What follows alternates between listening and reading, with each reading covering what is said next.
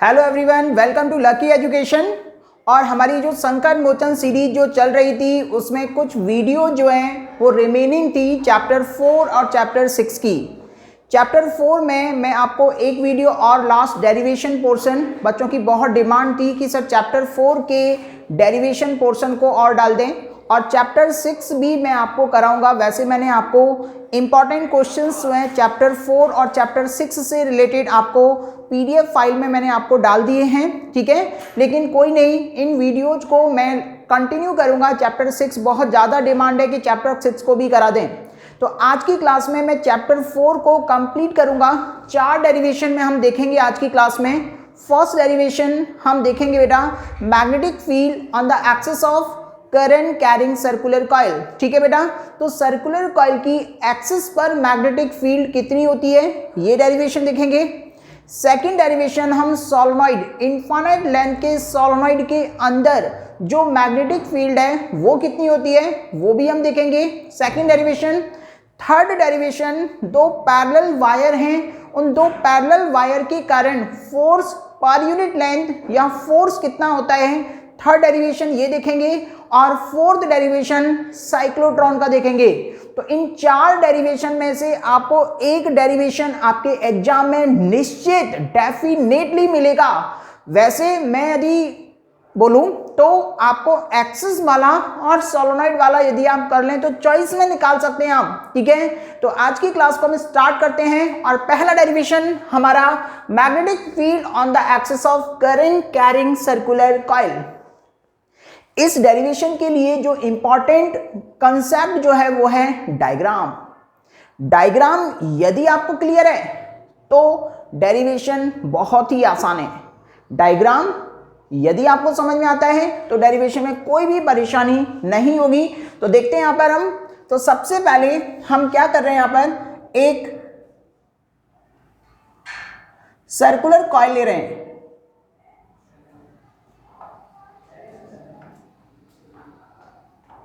ये circular coil इस तरह से रखी है बेटा, ठीक है। इस सर्कुलर कॉइल की जो रेडियस है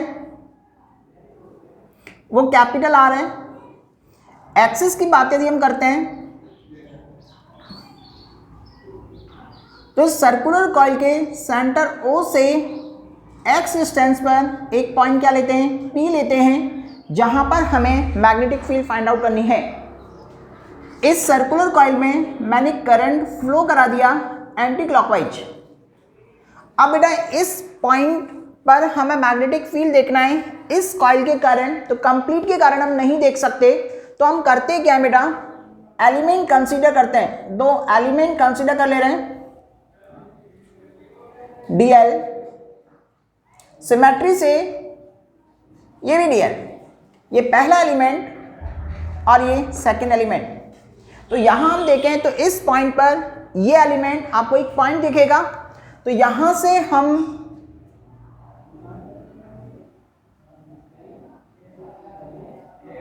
ये डिस्टेंस स्मॉल आर,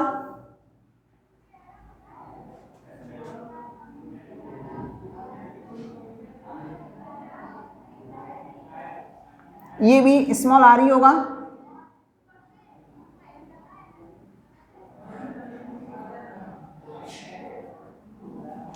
ठीक है।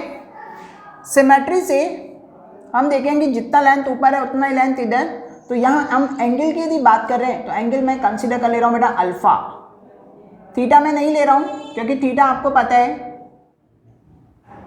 बायो-सावर्ट लॉ में आता है, तो वो डिफरेंट एंगल है। तो यहाँ पर हम देखते हैं सबसे पहले कि मैग्नेटिक फील्ड की जो डायरेक्शन है वो क्या होगी। तो मैग्नेटिक फील्ड की डायरेक्शन के लिए हम देखेंगे यहाँ पर, तो देखो ये करंट जो है, करंट ऐसे एंटर कर रहा है और ये ऐसा, ठीक है बेटा। तो देखो इधर ये ऐसा और ये ऐसा, क्लियर। अब हम देखते हैं बेटा कि एलिमेंट के कारण, इस एलिमेंट के कारण इस पॉइंट पर मैग्नेटिक फील्ड की डायरेक्शन क्या होगी। आपको पता है बायो-सावर्ट लॉ के अकॉर्डिंग आपने देखा था कि जो dB इक्वल टू होता था mu naught ideal sine theta upon 4 pi r square, या वेक्टर फॉर्म में यदि हमने देखा तो mu naught ideal cross r upon कितना 4 पाई आर क्यूब। यानी कि जो मैग्नेटिक फील्ड की जो डायरेक्शन है वो dl और r दोनों की क्या होनी चाहिए, परपेंडिकुलर होनी चाहिए। तो देखते हैं यहाँ पर इसमें हम देखें कि ये जो करंट है, करंट ये अंदर की ओर जा रहा है, तो यहाँ पर हमने देखा कि जो थंब है वो इनसाइड, ये जो फिंगर है, ये फिंगर जो है फिंगर, ठीक है, तो इस फिंगर से हम देखेंगे तो जो मैग्नेटिक फील्ड की डायरेक्शन है वो कहाँ आएगी बेटा, नीचे आएगी। दोबारा से देखो दें, ये कंडीशन मैग्नेटिक फील्ड इनसाइड, ठीक है, तो ये कंडीशन हम देखें तो इस पॉइंट पर यदि हम देखें तो मैग्नेटिक फील्ड की डायरेक्शन आप देखो इधर यहाँ पर कि जो करंट है वो करंट कैसे फ्लो कर रहा है, करंट ऐसे गया, तो करंट की डायरेक्शन में हमने क्या किया बेटा, थंब, ये कंडीशन मैग्नेटिक फील्ड देख रहे हैं तो कहाँ होगा बेटा, नीचे की ओर, तो नीचे की ओर होगा, तो इस कंडीशन में हमें इस तरह से बनाना है बेटा मैग्नेटिक फील्ड, ये परपेंडिकुलर दिखे बेटा, ये परपेंडिकुलर, तो ये परपेंडिकुलर दिखे तो ये बेटा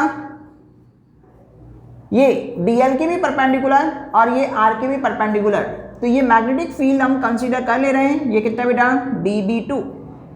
इसी तरह से करंट देखो आउटवर्ड है, तो करंट आउटवर्ड थंब और पॉइंट ये रहा, तो कहाँ जाएगा बेटा, ऊपर जाएगा, तो ऊपर जाएगा, तो इस तरह से हमें इसको भी क्या करना है, इसी तरह से बनाना है कि ये क्या दिखे बेटा, परपेंडिकुलर दिखे, ये कितना dB1, ठीक है। अब आप देख रहे हो कि ये सिमेट्री से डिस्टेंस इक्वल है, तो हमने क्या किया कि मैग्नेटिक फील्ड का जो मैग्नीट्यूड है वो दोनों क्या होंगे बेटा, इक्वल होंगे, जो कि कितना होगा, mu naught I dl sine theta upon 4 pi r square, theta आपको पता है 90 डिग्री है, तो इसको मैं कंसीडर कर ले रहा हूँ बेटा dB, तो dB की वैल्यू जो है वो कितनी आ गई है, mu naught I dl sign 90 की वैल्यू कितनी हो जाएगी बेटा, 1 हो जाएगी, sine 90 upon 4 pi r square, sine 90 1 हो गया, तो ये कितना आ जाएगा, mu naught I dl upon 4 pi r square, and this is the question number 1। तो यहाँ पर हम बोल दे रहे हैं कि ये जो dB2 है इसको भी हमने dB बोला, और ये dB1 है इसको भी हमने क्या बोला, dB बोला। तो आप देखिए एक मैग्नेटिक फील्ड इधर है, एक मैग्नेटिक फील्ड इधर है, तो इसको कंपोनेंट में रिजॉल्व करना होगा। तो पहले हम इसको देखते हैं कि आपको ध्यान से देखना बेटा, आप देखो बेटा कि ये जो एंगल है, ये एंगल कितना दिख रहा है आपको, 90 दिख रहा है, ये एंगल अल्फा है, तो ये वाला एंगल जो है वो कितना होगा, 90 माइनस अल्फा होगा, 90 माइनस अल्फा। और आप देखो कि ये जो एंगल है, ये वाला एंगल भी कितना बेटा, 90 है, ये 90 माइनस अल्फा है, तो ये वाला कितना होगा, अल्फा होगा। दोबारा से देख लो बेटा, पहले बेटा ये वाला और ये वाला टोटल एंगल 90 है, ये एंगल अल्फा है, तो ये वाला कितना होगा, 90 माइनस अल्फा, ये टोटल 90 है, ये 90 माइनस अल्फा है, तो ये भी कितना होगा, अल्फा होगा। सिमिलरली यहां पर हम देखें तो ये अल्फा है ना, तो इधर भी कितना होगा बेटा, ये अल्फा होगा, ठीक है, कर लेंगे सिमेट्री से। तो आप देखें कि इसका एक कंपोनेंट इधर होगा जो कि होगा dB cos अल्फा, इधर कितना होगा बेटा, dB sin अल्फा, क्लियर बेटा यहाँ तक, तो dB cos अल्फा और dB sin अल्फा, ठीक है। सिमिलरली इधर देखें तो ये कितना होगा, dB cos अल्फा, और इधर कितना होगा, dB sin अल्फा। बहुत ही इंपॉर्टेंट डेरिवेशन है, ध्यान से देखना है आपको। अब आप देखें कि ये वाले जो कंपोनेंट है मैग्नीट्यूड में सेम, डायरेक्शन में अपोजिट है, एक दूसरे को कैंसिल आउट करेंगे, जबकि ये मैग्नीट्यूड में सेम और डायरेक्शन में भी सेम है, तो ये दोनों क्या होंगे, एड अप होंगे। तो जो नेट फील्ड होगी वो किन कंपोनेंट के कारण होगी, इन्हीं कंपोनेंट्स के कारण होगी। तो यहां से हम देखें तो नेट मैग्नेटिक फील्ड, ठीक है, तो नेट मैग्नेटिक फील्ड जो है वो इन कंपोनेंट्स के कारण होगी। तो इनको चाहे हम ऐड करें, चाहे हम क्या करें, इनका इंटीग्रेशन करें, dB sin alpha, equation number 2। अब हम करेंगे क्या, इक्वेशन 1 से dB की वैल्यू यहाँ पुट करेंगे। तो देखो इधर B net equal to dB mu naught I D L upon 4 pi r square sine alpha. जो कांस्टेंट है उनको बाहर ले लेते हैं। म्यू नॉट कांस्टेंट है, आई कांस्टेंट है, 4 पाई आर स्क्वायर कांस्टेंट है, साइन अल्फा कांस्टेंट है, बाहर ले लेंगे इनको। तो देखें यहाँ पर B net equal to mu naught I sine alpha upon 4 pi small r square और कितना बेटा dl। अब आप देखें यहाँ पर कि इसका सरकमफेरेंस कितना होगा बेटा, या तो dl का l होगा और l कितना होगा उसका 2 पाई r होगा, और r कौन सा होगा, कैपिटल R। तो यहाँ पर हम बोल सकते हैं बेटा, देखो बेटा इंटीग्रेशन ऑफ dl कितना होगा 2 पाई r, साइन अल्फा भी यहीं से हम देख लें। तो साइन कितना होता है पता है आपको, अल्फा परपेंडिकुलर अपॉन हाइपोटेन्यूज, तो capital R upon small r put कर देते हैं, एक स्टेप बच जाएगा। तो B net equal to mu naught I capital R upon small r 4 pi r square into कितना बेटा 2 पाई कैपिटल R। ओके, तो 2 पाई से 2 टाइम्स कट गया बेटा ये, ठीक है। तो ये कितना आ जाएगा, B net equal to mu naught I capital R square upon 2 times of r cube, ये बच गया। तो 2 टाइम्स ऑफ आर क्यूब बच गया यहाँ पर। तो 2 टाइम्स ऑफ आर क्यूब में यदि हम देखें तो स्मॉल r कितना होगा, पाइथागोरस से देखते हैं। तो पाइथागोरस से हम देखें तो r की वैल्यू कितनी होगी, under root r square plus x square. तो यहाँ पर हम देखते हैं यहाँ कि small r equal to under root r square plus x square. क्या मैं इस r square plus x square को पावर में 1/2 लिख सकता हूँ, क्योंकि अंडर रूट को हम क्या लिख सकते हैं, 1/2 लिख सकते हैं। हमें तो आर क्यू चाहिए, तो हम क्या करेंगे, दोनों साइड क्यूब कर देंगे, r square plus x square power कितनी बेटा 3/2। Now put the value of r cube here, B net equal to mu naught I r square upon 2 times r square plus x square power कितनी 3/2। तो यहाँ हमने देखा कि जो B net है इतना आ चुका।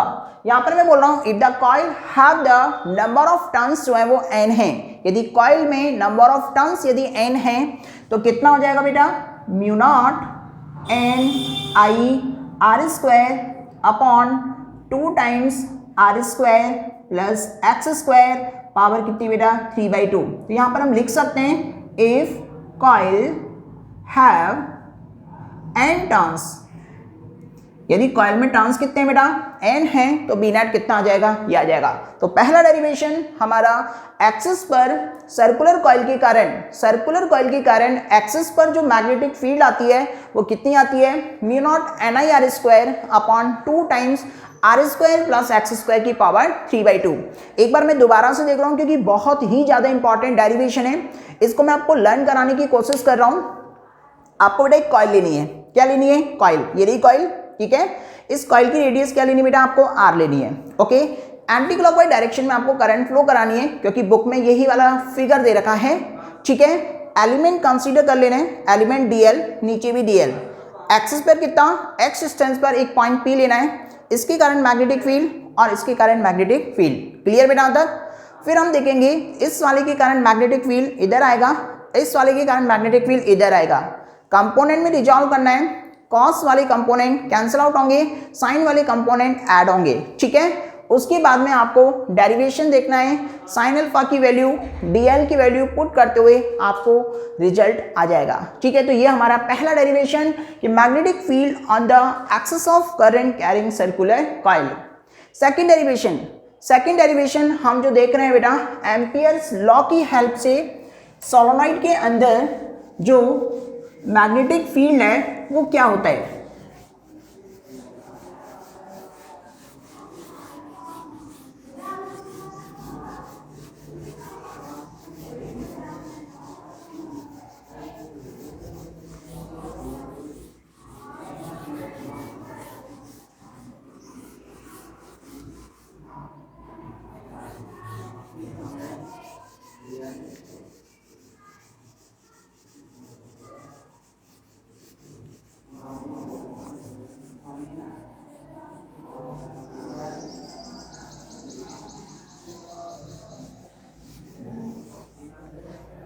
सेकेंड, एम्पियर सर्कुलर लॉ तो आपको पता हुआ है कि एम्पियर सर्कुलर लॉ क्या होता था कि line integral of magnetic field is equal to the mu naught times summation of I. ये क्या होता था? एम्पियर सर्कुलर लॉ या एम्पियर सर्किट लॉ। ओके, अब आपको यहाँ इस एम्पियर सर्कुलर लॉ की हेल्प से आपको क्या करना है, मैग्नेटिक फील्ड आपको देखनी है कि मैग्नेटिक फील्ड जो है वो क्या होगी। ठीक है, तो मैग्नेटिक फील्ड जो है डेरिवेशन हमारा, magnetic field inside a infinitely long solenoid।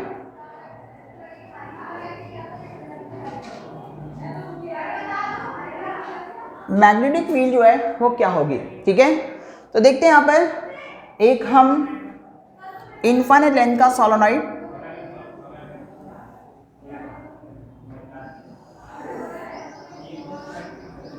Magnetic field lines बना ले रहे हैं।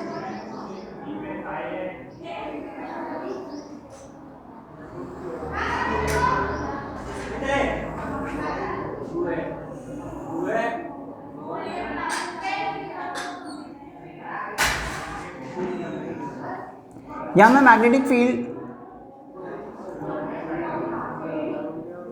जो है लॉन्ग सोलोनॉइड है, ये आउटवर्ड मैग्नेटिक फील्ड है।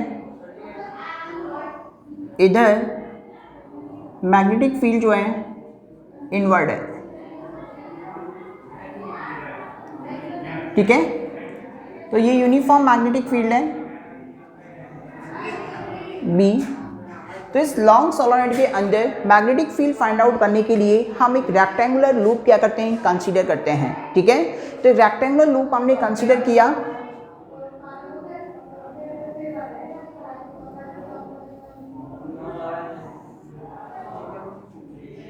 ठीक है, तो इसके अंदर मैग्नेटिक फील्ड फाइंड आउट करने के लिए हमने एक रेक्टेंगुलर लूप कंसीडर कर लिया है। A B C D current flow कर रहा है, करंट जो फ्लो कर रहा है वो इस तरह से करंट फ्लो कर रहा है। ओके बेटा, अब हम यहाँ पर ये देखें कि एम्पियर सर्कुलर लॉ की हेल्प से हम कंसीडर कर रहे हैं। तो ये जो रेक्टेंगुलर लूप है, ठीक है, तो रेक्टेंगुलर लूप को हम एम्पियर सर्कुलर लॉ की हेल्प से ब्रेक कर दे रहे हैं, इसको अलग अलग सेक्शन में। तो line integral of B dot D L कितना होगा बेटा? बी डॉट डी एल किसके लिए बेटा? ए बी वायर के लिए। ठीक है, बी डॉट डी एल। तो ये हम आपको देखना है कि जो टोटल मैग्नेटिक फील्ड जो होगी, line integral of magnetic field, तो B dot D L equal to आपको पता है कि म्यू नॉट समेशन ऑफ कितना होता है बेटा? आई होता है। तो म्यू नॉट समेशन ऑफ आई। तो इसको हम ब्रेक कर रहे हैं। तो ब्रेक कैसे कैसे किया? ए बी पार्ट के लिए प्लस बी सी पार्ट के लिए प्लस सी डी पार्ट के लिए प्लस डी ए पार्ट के लिए, और ये कितना होगा total? Mu naught summation of I के बराबर। ठीक है बेटा, तो मैंने क्या किया कि इस रेक्टेंगुलर लूप को मैंने 4 वायर में कंसीडर करते हुए इसको इस तरह से ब्रेक कर दिया है। ए बी, बी सी में कितना? बी डॉट डी एल, ये कितना? बी डॉट डी एल, और ये भी कितना बेटा? B dot D L. इसको हम ओपन करते हैं बेटा।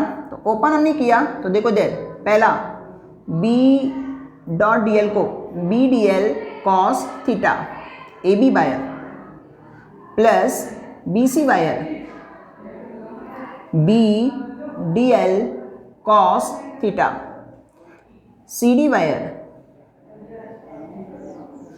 B D L cos theta, D A wire B D L cos theta, mu naught summation of I. अब आप देखो बेटा यहाँ थीटा, तो मैग्नेटिक फील्ड की डायरेक्शन देखो बेटा। मैग्नेटिक फील्ड कहाँ बेटा? इधर है।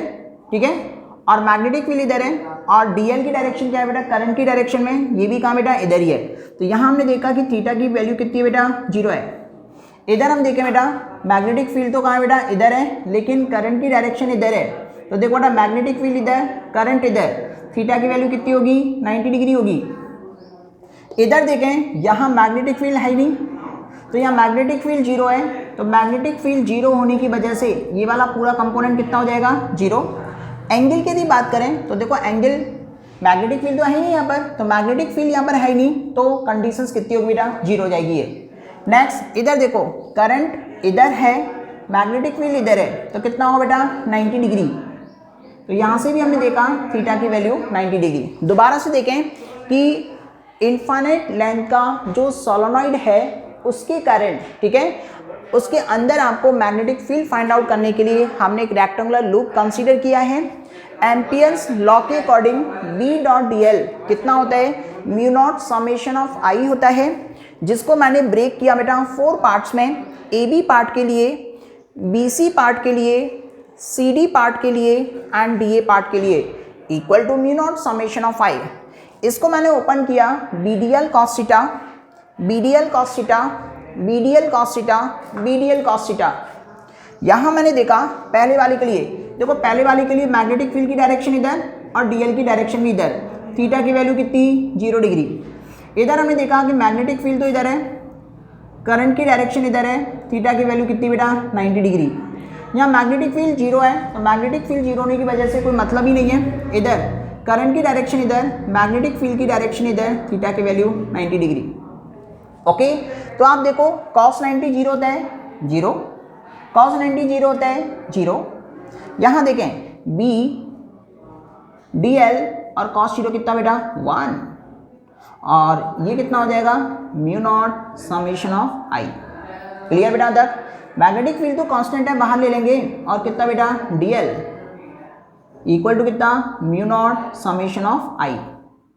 क्लियर बेटा तक? तो यहाँ पर हम देखें कि dl का इंटीग्रेशन कितना होगा, l होगा, और समेशन ऑफ i कितना बेटा, i फ्लो कर रहा है करंट, टोटल करंट, तो यहाँ कितना होगा, b dot l equal to mu naught into I. मैं बोला यहाँ पर कि n टर्न्स के लिए यदि हम देखें तो n टर्न्स के लिए कितना होगा, b dot l equal to mu naught N I. यहाँ से मैंने देखा कि b equal to mu naught N I upon कितना बेटा, l। ये तो बेटा एक वायर के लिए यदि यहाँ पर टर्न्स कितने बेटा, n है, नंबर ऑफ टर्न्स n है, तो कितना हो जाएगा, म्यू नॉट एन आई। l को हम डिवाइड मार देंगे, तो यहाँ पर हम देखें कि स्मॉल n की वैल्यू ये कितनी है, number of turns per unit length, तो b इक्वल टू कितना आ जाएगा, म्यू नॉट एन आई। तो ये जो है वो इनफाइनाइट लेंथ के सोलेनॉइड के कारण मैग्नेटिक फील्ड जो है वो कितनी है, b equal to mu naught N I. Okay, एक बार दोबारा से देख लो इसको। तो हम क्या करेंगे, कि इनफाइनाइट लेंथ का सोलेनॉइड लेंगे, सोलेनॉइड माना ये सोलेनॉइड ही है। अब आपको करना क्या है कि इसके अंदर मैग्नेटिक फील्ड फाइंड आउट करने के लिए एक रेक्टेंगुलर लूप कंसीडर कर लेना है, 4 पार्टों में ब्रेक करना है, A B, B C, C D, D A. A B पर थीटा 0 होगा, बी सी के लिए 90, थर्ड वाला b 0 है तो वो 0 हो जाएगा, और फोर्थ वाला थीटा 90, तो एक ही बचेगा। तो B D L equal to mu naught summation of I, B L equal to mu naught I, और फिर हम टर्न्स की बात करेंगे तो B L equal to mu naught N I, L को डिवाइड मारेंगे तो mu naught N upon L which is equal to the small N, number of turns per unit length. तो ये हमारा दूसरा डेरिवेशन था आज का, कि दूसरा डेरिवेशन जो है वो क्या था, इनफाइनाइट लेंथ के सोलेनॉइड के कारण मैग्नेटिक फील्ड। तीसरा डेरिवेशन हम देखने जा रहे हैं अब, वो है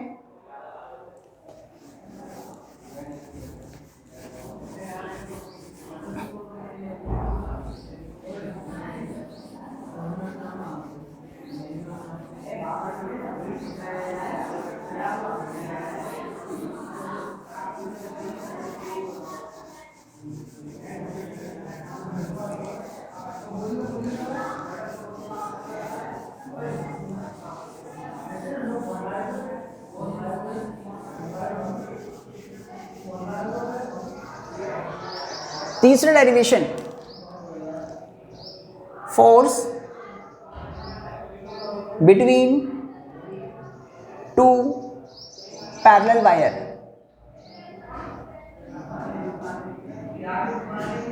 दो पैरेलल वायर के बीच में फोर्स या फोर्स पर यूनिट लेंथ की यदि हम बात करते हैं तो वो कितना होगा वो देखें आप, देखते हैं इधर। तो यहाँ पर बेटा मैं इनफाइनाइट लेंथ के दो पैरेलल वायर कंसीडर कर लिए,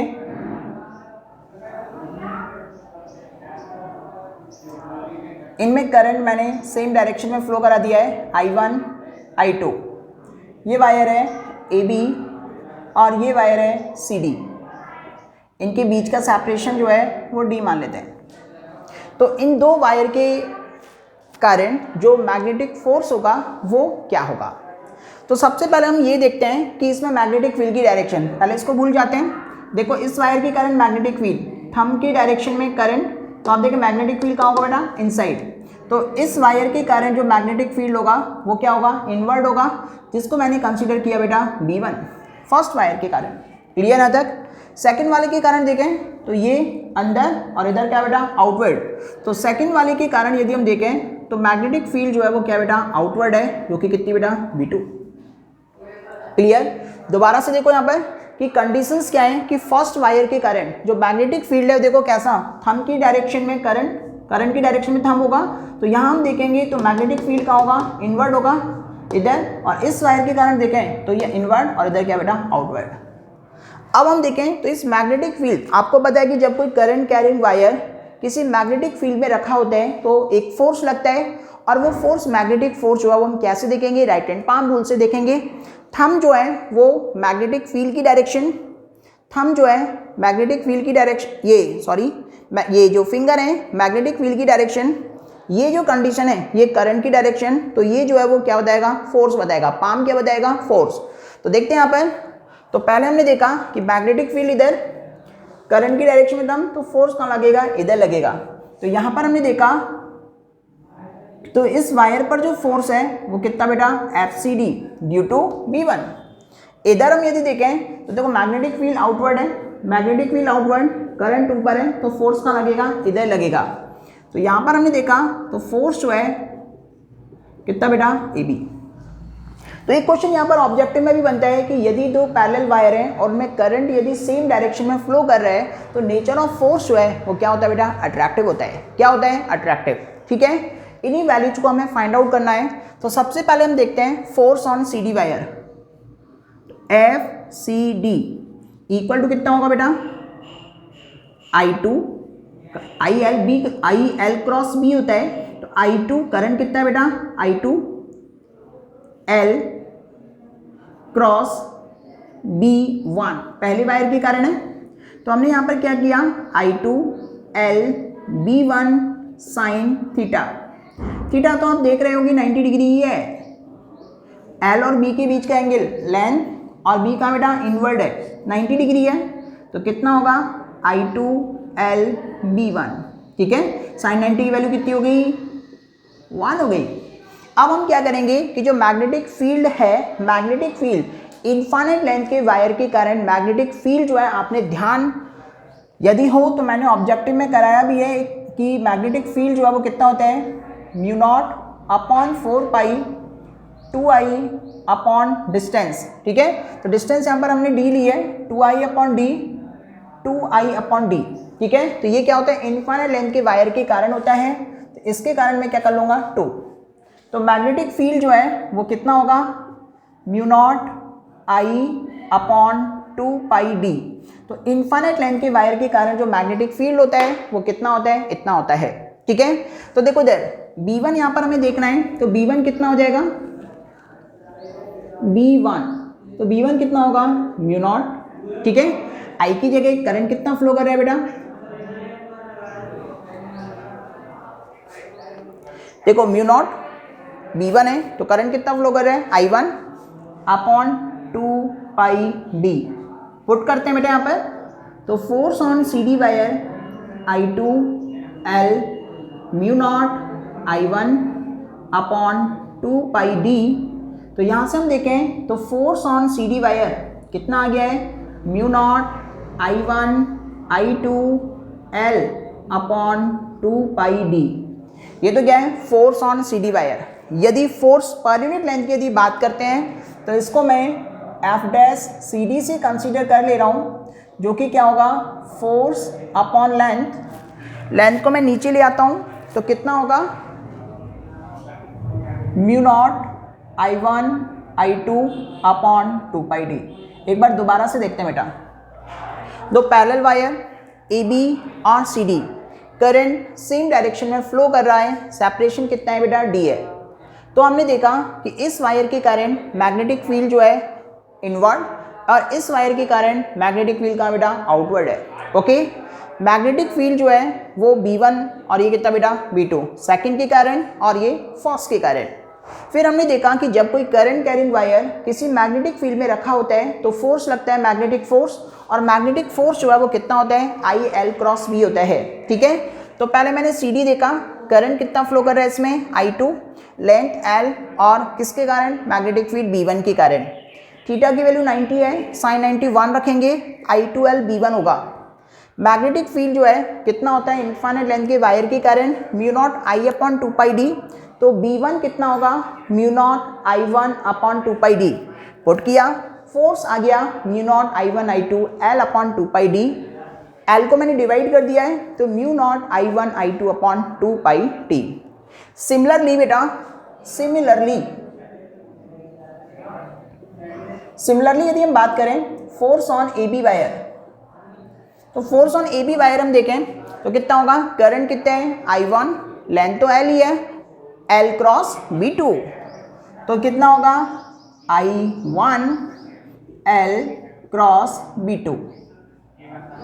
फिर से हम देखते हैं यहाँ पर I1 L B2 sine theta, theta तो आपको पता ही है 90 डिग्री है, तो कितना होगा फोर्स ऑन AB वायर कितना होगा I1 L B2।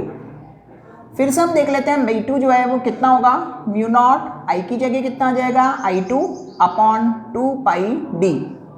पुट कर दो बेटा, तो F A B equal to mu naught I1 I2 L upon 2 pi D. Force per unit length की यदि बात करते हैं तो F dash A B equal to F A B upon L which is also equal to mu naught I1 I2 upon 2 pi D. इसको आप equation 1 consider कर लो और इसको इक्वेशन नंबर 2। तो आप क्या देख रहे हो कि इक्वेशन 1 और 2 से फोर्स पर यूनिट लेंथ जो है वो दोनों क्या हो रहे हैं बेटा इक्वल आ रहे हैं। तो F dash A B equal to F dash C D, यही आपसे पूछेगा।